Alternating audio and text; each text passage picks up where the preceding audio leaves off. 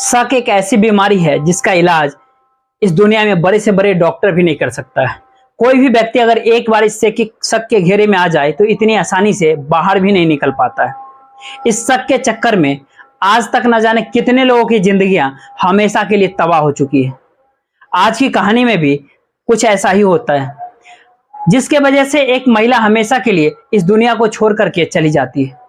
वाकई में दोस्तों, आज की जो कहानी है यह आपको भी हैरान और परेशान कर देने वाली है। नमस्कार, आदाब, मैं जितेंद्र कुमार, आप देख रहे हैं स्टडी सफर तक। आज की जो सच्ची घटना मैं आपको सुनाने वाला हूं, दरअसल ये घटना है उत्तर प्रदेश का। उत्तर प्रदेश का एक जिला पड़ता है मुरादाबाद, और इसी मुरादाबाद का एक इलाका आता है गौतम नगर, और इसी गौतम नगर कॉलोनी का रहने वाला नन्हे खान, नन्हे जिसकी उम्र है 30 वर्ष। नन्हे की पत्नी का नाम रेशमा, रेशमा जिसकी उम्र है 28 साल। नन्हे का एक ही बेटा जिसकी उम्र है लगभग 2.5 साल के आसपास। नन्हे जो ई रिक्शा चलाता है, थोड़े बहुत पैसे कमाता है और बड़ी खुशहाल तरीके से अपने परिवार के साथ गुजारा करता है।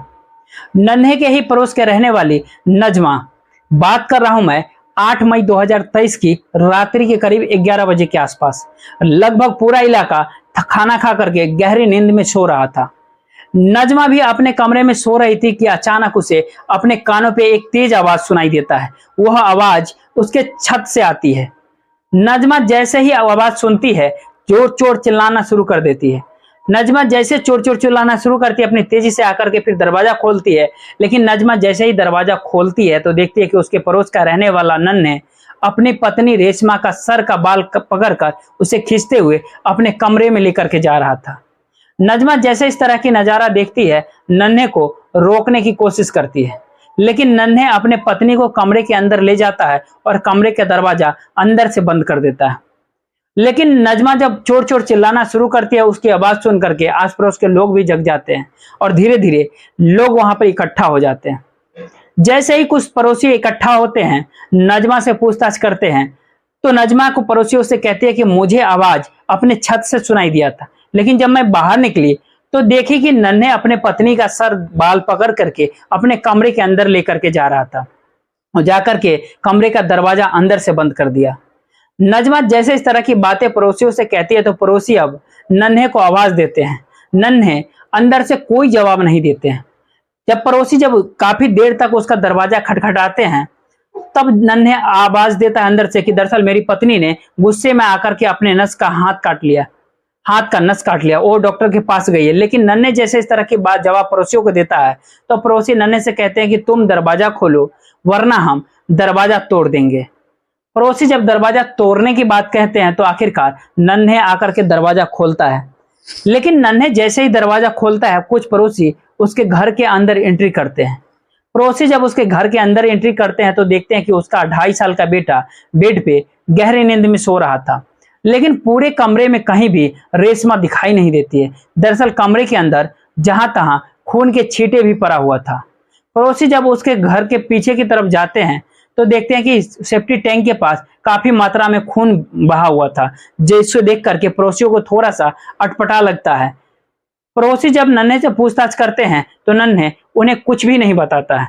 इसीलिए पड़ोसी इस बात की जानकारी पुलिस को दे देते हैं। लेकिन पुलिस को जैसे ही खबर करते हैं, नन्हे डर के मारे वहां से फरार हो जाता है। लेकिन इधर पुलिस को जैसे ही सूचना मिलती है, पुलिस अपने टीम के साथ नन्हे के घर पे पहुंचती है। पुलिस जब नन्हे के घर पे पहुंचती है तो उसके घर की तलाशी ही नहीं लेती, बल्कि उससे सेफ्टी टैंक के पास जाती है, जाकर के उसका ढक्कन हटाती है। सेफ्टी टैंक का जब ढक्कन हटाती है तो देखती है कि उसी टैंकी के अंदर रेशमा की डेड बॉडी पड़ा हुआ है। पुलिस जब रेशमा की डेड बॉडी को बाहर निकालती है तो पता चलता है कि उसके गले पे एक तेज धारदार हथियार को चला दिया गया था, जिसकी वजह से उसकी मौत हो चुकी थी। पुलिस जब रेशमा के बारे में पड़ोसियों से पूछताछ करते हैं तो पड़ोसी भी पूरी कहानी पुलिस को बता देते हैं। पुलिस सबसे पहले रेशमा की डेड बॉडी को अपने कब्जे में लेती है और उसे पोस्टमार्टम के लिए भेज देती है। उसके बाद से उसी रात से ही नन्हे की तलाश करना शुरू कर देती है। पुलिस पूरी रात नन्हे की तलाश शुरू करती है, लेकिन नन्हे का कहीं कुछ अता पता नहीं चलता है। इसीलिए पुलिस अब अपने खबरियों को भी काम पर लगा देती है। इससे पहले कि नन्हे कहीं फरार हो पाता, अगले दिन ही 9 तारीख को एक खबरी थाने में जाता है और नन्हे के बारे में पुलिस को सूचना देता है। खबरी जैसे ही सूचना देता है, पुलिस खबरी की ही तहरीर पे अंबेडकर चौक से नन्हे को अपने कस्टडी में लेकर थाने में पहुंच जाती है और फिर नन्हे से रेशमा की हत्या के बारे में पूछताछ करती है। पुलिस जब नन्हे से रेशमा की हत्या के बारे में पूछताछ करना शुरू करती है तो नन्हे भी बिना किसी सख्ती दबाव के तुरंत ही अपना जुर्म कबूल कर लेता है। लेकिन नन्हे जब इस हत्या की पूरी कहानी पुलिस वालों को बताता है तो वाकई में इसे सुनने के बाद कुछ देर तक पुलिस भी नन्हे की तरफ देखते ही रह जाती है। नन्हे, जिसकी मां का नाम है छोटी, नन्हे के पिता बहुत साल पहले इस दुनिया को छोड़ करके जा चुके हैं। नन्हे के एक छोटी बहन भी है जिसका नाम है शहनाज, जिसकी शादी हो चुकी है, जो उत्तराखंड अपने ससुराल में रहती है। नन्हे और रेशमा की शादी लगभग 2 साल पहले होती है, लेकिन नन्हे इससे पहले एक और शादी कर चुका था। नन्हे की पहली पत्नी का नाम है नाजनीन, जो काशीपुर की रहने वाली है। नन्हे और नाजनीन की शादी लगभग 4 साल पहले होती है। नाजनीन जब नन्हे से शादी करके अपने ससुराल में पहुंचती है, लगभग 2 साल का समय गुजारती है। इन 2 सालों में नन्हे की 2 बेटियां भी हो जाती है, लेकिन नन्हे की जैसे दोनों बच्चियां इस दुनिया में आ जाती है, उसके बाद से नन्हे और उसके पत्नी के बीच आए दिन हर रोज छोटी मोटी बातों को लेकर के झगड़े तकरार शुरू हो जाता है। जब दोनों के बीच में झगड़े तकरार शुरू होता है, एक दिन नाजमीन इस प्रकार से गुस्से में आ जाती है कि अपनी छोटी बेटी को लेकर अपने मायके में चली जाती है और उसके बाद से वो दोबारा कभी भी वापस अपने ससुराल नहीं आती। इस बीच में नन्हे अपनी पत्नी को काफी समझाने की कोशिश करता है, लेकिन जब नाजमीन समझने की तैयार नहीं होती है तो आखिरकार नन्हे नजदीकी थाने में जाता है और अपनी ही पत्नी के ऊपर कंप्लेन दर्ज करा देता है, जिसके वजह से पुलिस काशीपुर से नाजमीन को थाने में बुलाती है। लेकिन नाजमीन जब थाने में जाती है तो थाने में ही अपने पति को तलाक दे देती है। उसके बाद से नाजमीन अपनी छोटी बेटी को लेकर अपने साथ चली जाती है और नन्हे अपने बड़ी बेटी को अपने पास रख लेता है। नन्हे अपनी बड़ी बेटी को अपने पास जब लेकर के आता है तो अपनी बेटी को अपनी बहन के पास उत्तराखंड भेज देता है। उसके बाद से अपनी माँ के साथ रहने लगता है। लेकिन नन्हे जैसे ही कुछ महीने का समय गुजरता है, एक दिन रेशमा की मां नसीमा बेगम अपनी बेटी का रिश्ता लेकर के नन्हे के घर पे जाती है। रेशमा, जो बिजनौर जिले के नेटौर गांव की रहने वाली है। रेशमा के पिता का नाम मेहदी हसन। दरअसल रेशमा भी ऑलरेडी शादीशुदा थी, लेकिन उसके पति ने उसे तलाक दे दिया था। रेशमा के पति का नाम है कन्हैया, जो बदायूं का रहने वाला है। रेशमा और कन्हैया लगभग 2 साल पहले लव मैरिज करते हैं, लेकिन दोनों जब लव मैरिज करते हैं उसके बाद से कन्हैया अपने पत्नी को लेकर के अपने घर चला जाता है। रेशमा अपने पति के साथ लगभग 2 साल का समय गुजारती है। इन 2 सालों में रेशमा के भी 2 बेटे हो जाते हैं। रेशमा, जो देखने में बेहद खूबसूरत होती है, लेकिन रेशमा के अंदर एक बहुत ही बुरी लत होती है कि वो अक्सर लोगों से फोन पर बातचीत करती थी। इस वजह से रेशमा को पति को शक हो जाता है और इसी शक के आधार पर रेशमा के पति कन्हैया उसे तलाक दे देता है। तलाक होने के बाद कन्हैया अपने बड़े बेटा को अपने पास रख लेता है और रेशमा को छोटे बेटे को लेकर के अपने मायके चली जाती है। रेशमा जब अपने छोटे बेटे को लेकर के अपने माता पिता के साथ रहती है, इस वजह से रेशमा की मां नसीमा बेगम काफी परेशान रहने लगती है और तभी नसीमा बेगम को नन्हे के बारे में मालूम चलता है। नसीमा बेगम को नन्हे के बारे में जैसे ही मालूम चलता है, अपनी बेटी का रिश्ता लेकर नन्हे के घर पे जाती है और उसकी मां छोटी से कहती है कि आपके भी बेटे की पत्नी ने उसे छोड़ दिया है और मेरे भी बेटी के पति ने उसे छोड़ दिया है, इसीलिए मैं चाहती हूं कि मेरी बेटी की शादी नन्हे से करा दिया जाए। नसीमा बेगम जैसे इस तरह की बातें कहती है नन्हे के घर पे जा करके, तो नन्हे की मां को भी यह रिश्ता पसंद आ जाता है और लगभग 2 साल पहले नन्हे और रेशमा की शादी हो जाती है। लेकिन रेशमा जब नन्हे से शादी कर अपना ससुराल में जाती है तो अपने बेटे को भी अपने साथ में लेकर के जाती है। इधर नन्हे जब रेशमा से शादी कर अपने घर लेकर के आता है तो रेशमा की खूबसूरती देख उसे बेइंतहा मोहब्बत करने लगता है। नन्हे दिन रात करके मेहनत करता है, पैसे कमाता है, जितना भी पैसा कमाता है सारा पैसा रेशमा के हाथ में दे देता है। देखते ही देखते लगभग 2 साल का समय गुजर जाता है, लेकिन रेशमा के अंदर से यह बुरी लत नहीं जाती है। रेशमा जब नन्हे से भी शादी कर लेती है, उसके बाद भी अपने रिश्तेदारी में और अपने घर वालों से लंबे समय तक फोन पे बातचीत किया करती थी, जिसे देखकर नन्हे को भी अपनी पत्नी के ऊपर शक होना शुरू हो जाता है। नन्हे को लगता है कि उसकी पत्नी जितनी खूबसूरत है, जरूर रेशमा का किसी न किसी के साथ चक्कर चल रहा होगा। नन्हे यह भी सोचता है कि उसकी पत्नी ऑलरेडी पहले लव मैरिज की थी, इसीलिए नन्हे को अपने दिमाग में अब और काफी गहरा शक पैदा हो जाता है। नन्हे रेशमा को काफी समझाने की भी कोशिश करता है, लेकिन रेशमा भी अपने पति को यही जवाब देती है कि तुम्हारे दिमाग में शक पैदा हो चुका है, दरअसल मेरा किसी के साथ में कोई चक्कर नहीं चल रहा है। इस वजह से रेशमा भी बातचीत करना बंद नहीं करती है।